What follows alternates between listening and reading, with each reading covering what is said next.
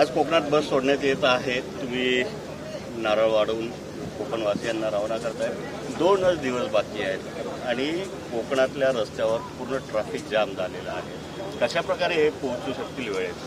भारतीय जनता पक्ष मुंबईच्या वतीने संपूर्ण मुंबईत काल परवापासून 750च्या वर बसेसची सेवा कोकणवासियांना आपल्या गावापर्यंत किंबहुना कोकणातील तालुक्यापर्यंत पोहोचण्याची ही भारतीय जनता पक्ष करते, याचा मला समाधान आहे।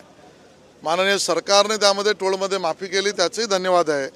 आणि आता सरकारच्या वतीने ट्रॅफिकचा प्लॅन सुद्धा रिकंजेस्टचा चालू आहे।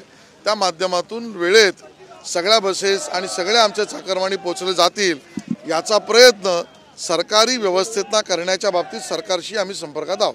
2 दिवस संप होता आणि काल संध्याकाळी सुटल्यानंतर काल रात्री निघालेले चाकरमानी अजूनही घरी पोहोचले नाही। काशेडी घाटामध्ये मोठ्या प्रमाणात ट्रॅफिक जाम झाले। म्हणून सरकारला माझी विनंती आहे, ट्रॅफिकचे आपले अधिकारी असतील, ट्रान्सपोर्टचे आपले अधिकारी असतील, त्या ठिकाणचे जिल्हाधिकारी असतील, त्या ठिकाणचे ग्रामपंचायतीचे अधिकारी असतील, कारण त्या भागात जिथे अडकली असेल तिकडच्या आमच्या चाकरमान्यांची गैरसोय होऊ नये, पिण्याचं पाणी, खाण्याची व्यवस्था आणि तिथून निघण्याचा मार्ग या व्यवस्थेला सुकर करण्यासाठी एक डिझास्टर व्यवस्था उभी करण्यात यावी आणि ती सरकार करते अशी माझी माहिती आहे। गेल्या अनेक वर्षापासून हा कोकणचा रस्ता आहे तो रखडलेला आहे, त्यामुळेच उशीर होतो। मला असं वाटतं की त्या विषयावर ऑलरेडी रवींद्र चव्हाण साहेबांनी भूमिका मांडली आहे।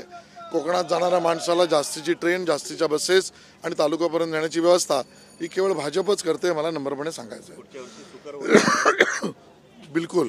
राहुल गांधीची सभा आहे, त्यांच्या निमंत्रण कार्डवर नाव नाही आहे। मला याची पूर्ण माहिती नाही आहे, पण मी मागेही बोललोय, 2-3दा बोललोय, आज परत बोलतोय। ज्या ठिकाणी महाराष्ट्र विकास आघाडीच्या तिकीट वाटपावरनाच ही महाविकास आघाडी फुटेल, तुटेल, त्याची एक्सपायरी डेट जवळ आली आहे।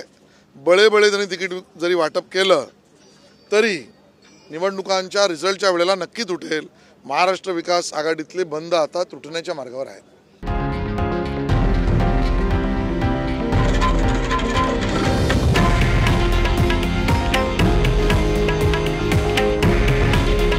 हे आहे देशातील नंबर 1 न्यूज नेटवर्क आणि आपण पाहत आहात TV9 मराठी।